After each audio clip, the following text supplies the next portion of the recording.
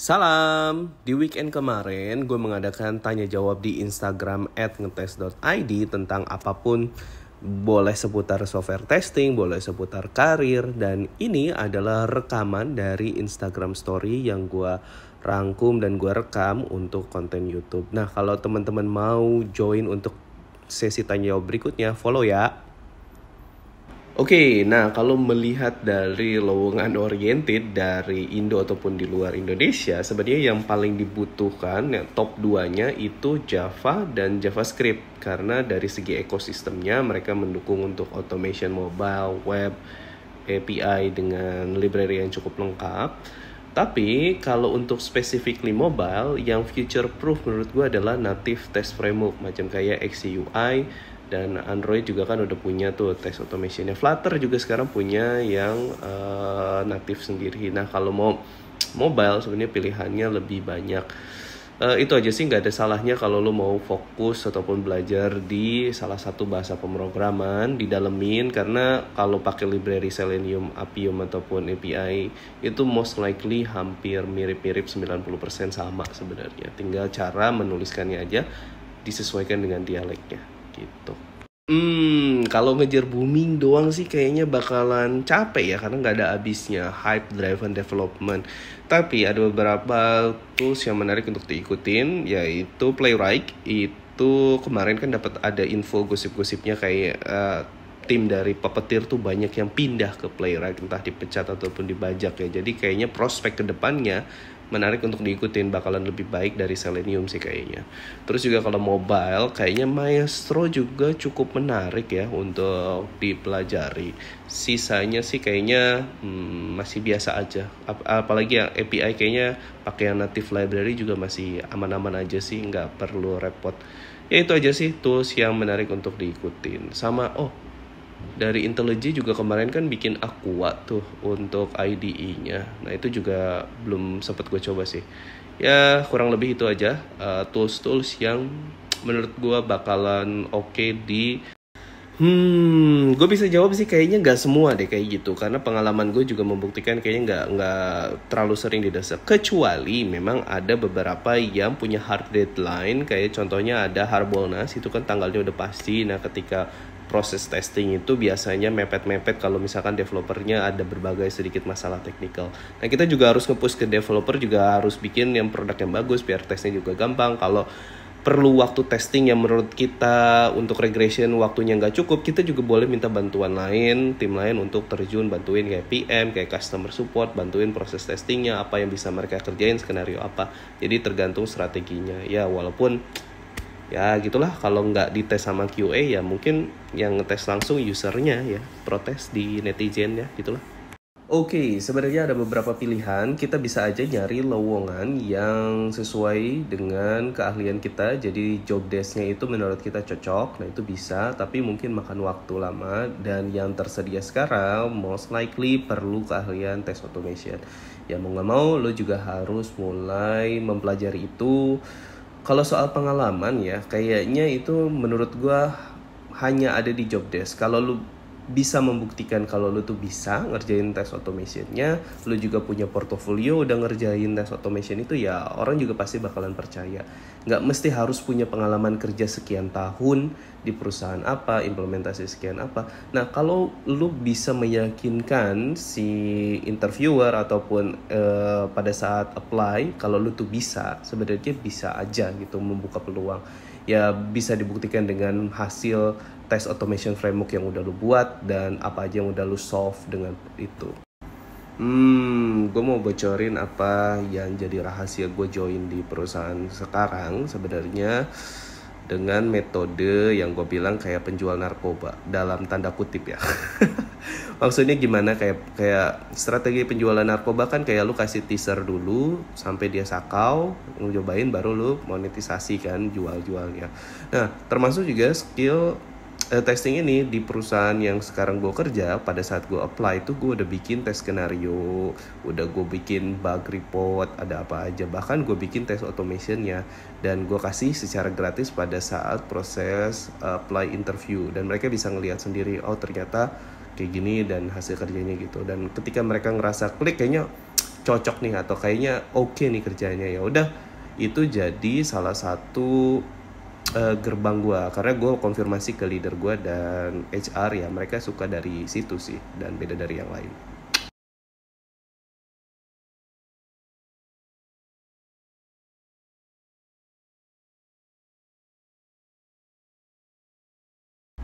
Jawabannya adalah tergantung perusahaannya apakah dia memperbolehkan bahasa pemrograman lain ataupun enggak. Contohnya misalkan di perusahaan yang udah mengadopsi microservice, di situ dibebasin mau pakai bahasa pemrograman apa terserah kandidatnya. Tapi untuk beberapa perusahaan tertentu kayak di Gojek, mereka sudah menyeragamkan framework automationnya pakai bahasa Java. Jadi mereka cari kandidat-kandidat yang udah menguasai bahasa pemrograman Java.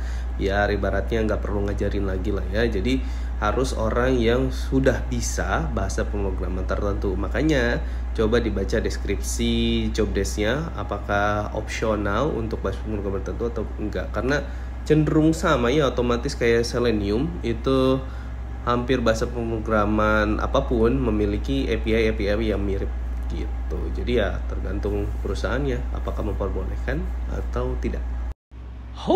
Ini sebenarnya tergantung aplikasinya. Kalau semacam kayak company profile, isi buku tamu doang, buat apa ada QA profesional ya enggak. Jadi seorang QA profesional kan memiliki value tambahan di mana kita ngerti secara teknis, ngerti secara bisnis domain.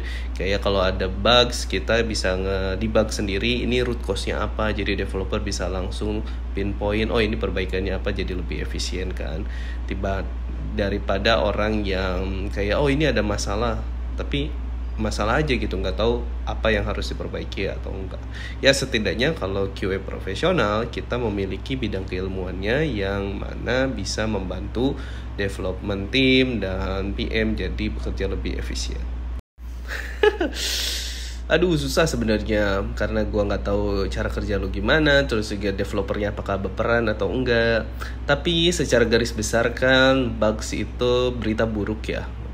Banyak orang yang nggak siap untuk mendengar berita buruk, makanya QA itu harus bisa skill komunikasi yang baik. Gimana membungkus sebuah kritik itu dalam kata-kata yang mudah diterima ya kan, dan juga lebih mengedepankan perasaan gitu kan ke orang yang kita ajak lawan bicara tuh developer dengan karakter kayak gimana. Ada yang bisa belak-belakan, ada yang mesti harus dibuat step by step dengan jelas gitu biar ini. Ya gitu sih sebenarnya masih banyak hal yang bisa diimprove terutama dari segi komunikasinya, atau memang udah watak devnya aja yang baperan.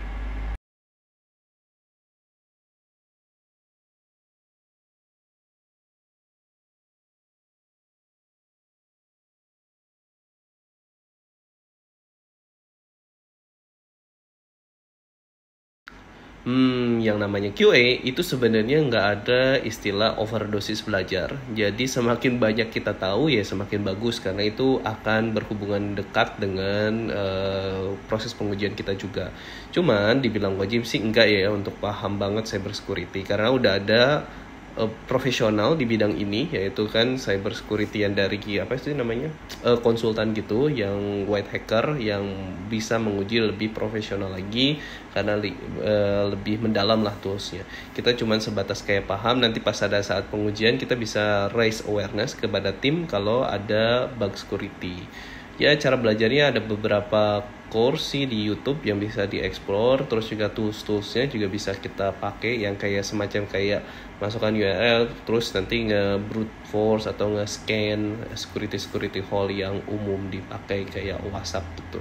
Ya sebatas tahu aja juga cukup sebenarnya. Sebenarnya kita tuh nggak lihat berapa tahun pengalaman kandidat, tapi lebih ke posisi apa yang lo apply. Kalau misalkan kayak junior QA yang automation, biasanya cukup kalau lo pernah pakai tools automation, kayak gimana experience-nya, lo bisa ceritain nggak seperti apa toolsnya.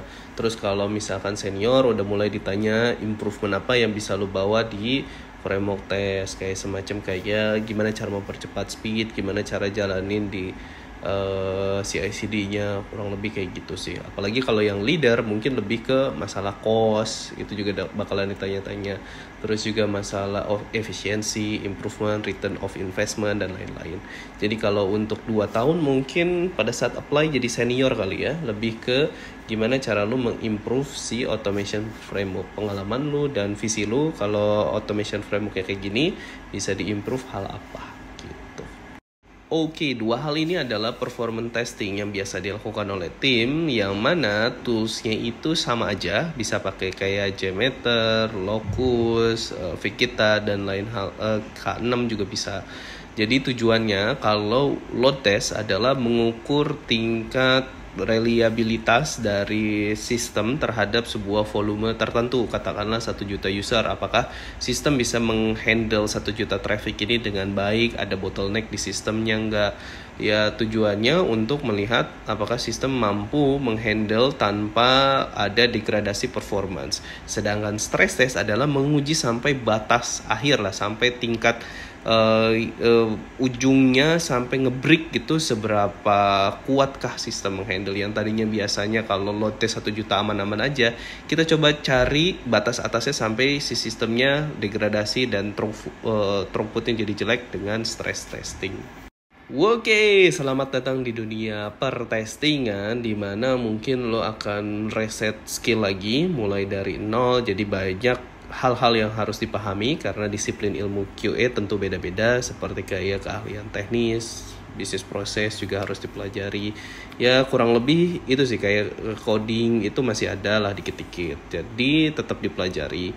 Automation juga sekarang lagi banyak. Nah, sama ini networking. Jadi kalau ada ISKA bikin acara, ikut kenalan dengan banyak orang, itu bagus banget. Terus juga ya apalagi ya, persiapan interview tentu aja. Jadi kayak bikin portofolio, bikin resume yang bagus. Terus juga macam kayak ngulik-ngulik, bikin tes study case gitu. Ya kurang lebih persiapannya banyak sih, tapi ya dikit-dikit, yang penting ada progres. Anjay, skala Python. Menurut gue sih 9 dari 10 lah ya. Seru juga kok jadi QA. Yang pertama itu yang buat gue seru adalah kita tuh kayak detektif. Kalau lagi nyari isu, ngedebug, cari bukti-bukti kriminal dari yang dilakukan developer. Terus juga perlu kreativitas tinggi. Tentu aja kalau lu ngelakuin regression itu bosen kalau yang itu terus, perlu kreativitas. Dimana lu nyusun tes skenario, terus juga data-data yang unik sampai ke apa yang lu cari itu kayak nggak pasti gitu. Jadi harus tetap terus diasah daya kreativitasnya. Sama networking juga, jadi QA itu banyak menyentuh berbagai sisi sampai ke customer support, dari PM bahkan CEO pun kita juga bisa reachable sih, kayak kenapa bikin perusahaan ini dan lain-lain. Nah sebenarnya kotaknya QA itu luas banget. Yang lebih menantang sebenarnya kita harus catch up dengan teknologi, belajar terus. Sebenarnya posisi manual dan automation itu tidak mutually eksklusif gitu. Jadi semuanya bisa berjalan berbarengan. Bahkan sampai sekarang pun gue masih menjalankan dua-duanya. Nggak pernah bisa hanya punya satu sisi gitu. Karena automation itu bagian dari proses testing juga. Oke, awal mulai cerita di karir gue itu tahun 2013, di mana gue bekerja di salah satu perusahaan finance besar di Indonesia. Pada saat itu belum ada Selenium ataupun Appium yang gue kenal, jadi semuanya, bahkan aplikasinya berjalan di Java Applet yang nggak bisa di-automate. Tapi karena gue senang ngulik, gue bikin tool sendiri dari PLSQL yang membantu gue buat bikin data, buat validasi dan verifikasi. Jadi proses testingnya jadi lebih cepat. Nah, enaknya kalau lu bisa ngoding adalah lu bisa bikin tool sendiri yang membuat kemudahan dalam proses testing. Terakhir di Gojek gue bikin Slack yang bisa memudahkan proses testing. Ya kayak gitulah, makanya belajar ngoding. Sejujurnya gue kurang mengikuti JavaScript karena terlalu capek lah ya. Banyak sekali library yang baru. Tapi menurut gue yang gue kagumi sampai sekarang itu Codesep.io, dimana ini framework yang utuh gitu. Lu cuman pakai Codesep bisa buat automate mobile, bisa automate web, API juga. Yang mana framework lain kan hanya spesifik di satu sisi gitu, web doang, UI doang, ataupun API doang, atau bahkan hanya assertion doang di JavaScript kan. Nah kalau Codesep ini lengkap. Ini dari zaman Codeception di PHP, gue tuh udah belajar banyak di situ. Udah di Codesep.io I/O yang JavaScript ini, gue kadang beberapa gue bongkar terus gue porting ke framework gue di bahasa pemrograman lain, di Python, di kantor gitu. Biasanya diambil dari inspirasi dari Codecept ini gitu. Jadi ya kalau mau dicek boleh disarankan codecept.io. Kalau berdasarkan pengalaman sih enggak juga ya, enggak Git doang, post juga kadang perlu, tapi yang berbeda dari post adalah biasanya ada data yang kepake, ada bisa destruktif ataupun data yang jadi nyampah, jadi harap diperhatikan itu. Ya sesuai kebutuhan aja, misalkan kalau lu mau ngecek check out ketika ada war ticket, ya otomatis lu harus ngecek yang check outnya juga, yang biasanya nggak pakai get dong, pakai post ataupun patch gitu kan, ya otomatis ya harus dicek juga.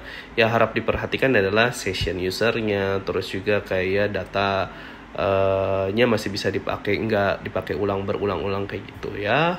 Kurang lebih itu sih. Yang jelas nggak mesti get, nggak mesti satu metode khusus, bahkan bisa jadi sebuah flow kayak lu search, masukin ke keranjang terus check out ya. Itulah tergantung dengan skenario apa yang mau lu tes di performance test ini.